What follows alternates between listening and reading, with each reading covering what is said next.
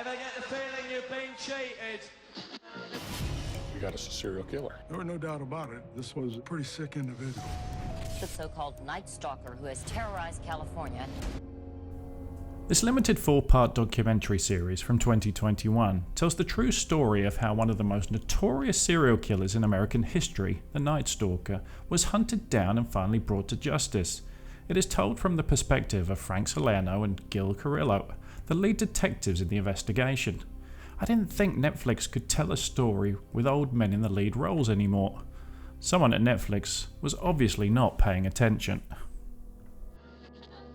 This is a truly terrifying story that will have you checking to see if you've locked all your doors and windows before you go to bed at night. The randomness of those targeted and the brutality of the crimes make it difficult not to identify with the victims and the loved ones left behind.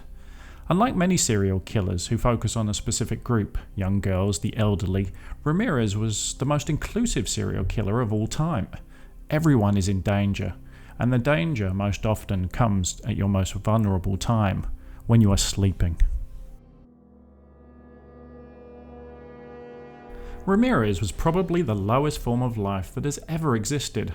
Murderer, rapist, and child molester, and yet unbelievably he even had his own groupies at the trial. Maybe it was his great cheekbones. This is a complex world we live in. The stories of the survivors and family members are a welcome ray of hope from an otherwise dark delve into the depths of human corruption. The survival of the human spirit in this story helps bring a positive out of an otherwise depressing story.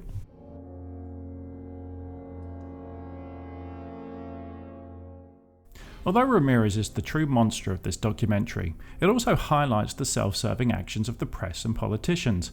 Neither come out smelling of roses in this documentary. The reporter, Laurel Erickson, relates her experiences reporting on the Ramirez case.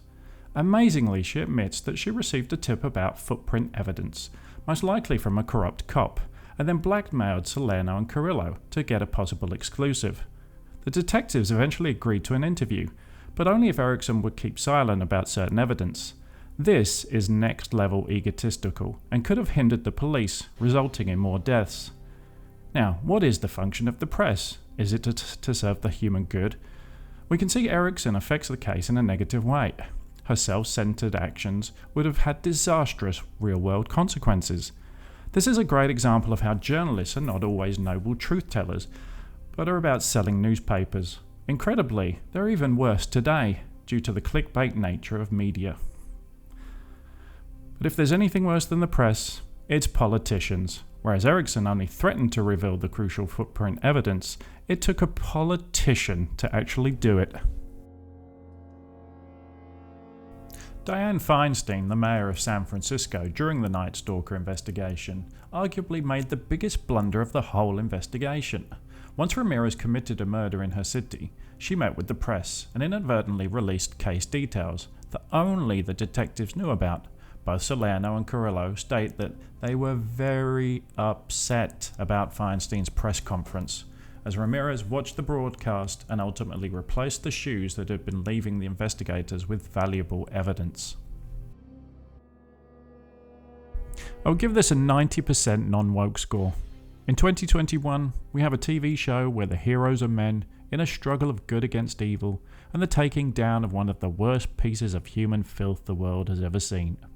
In this age of defund the police and smash the patriarchy, it is refreshing to see genuine appreciation for what these men did and the sacrifices they made.